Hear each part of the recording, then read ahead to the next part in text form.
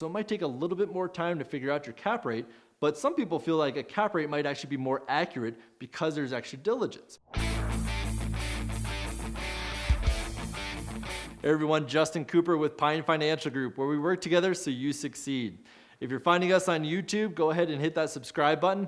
Also hit that notification button so as we have great videos coming out, you'll get alerted and you can keep up with what we're doing. So today we're going to be talking about cap rate and GRM.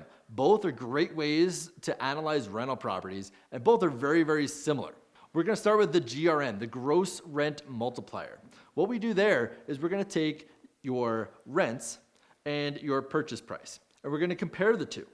So just roughly speaking, as a guide, a 100 GRM is actually very similar to the 1% rule, if you're familiar with that at all. But a 100 GRM would be roughly a $100,000 purchase price for your rental property and a $1,000 rental amount per month. Okay, so we're taking two numbers, your purchase and your rents, and we're just going to compare those two to come up with what the GRM is.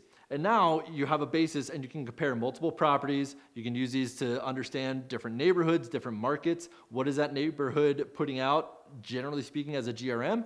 And then does the property you're looking at conform to that? Also, what are your criteria when it comes to a GRM? Pretty quick to calculate because we're just looking at those two numbers. Now a cap rate is very similar because we're also using rents and your purchase price. But we're going to do a little bit more diligence. So it might take a little bit more time to figure out your cap rate, but some people feel like a cap rate might actually be more accurate because there's extra diligence.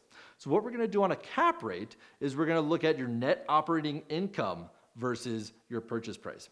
So the net operating income is going to take the rents for the full year, so 12 months of those rents, and we're going to subtract out our operating expenses. Operating expenses like taxes, insurance, property management, HOAs if there are any.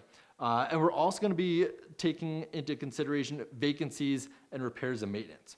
So as the GRM is looking more at the top line income, the cap rate is looking more at the bottom line, the net operating income. And then we're going to compare that net operating income again versus your purchase price.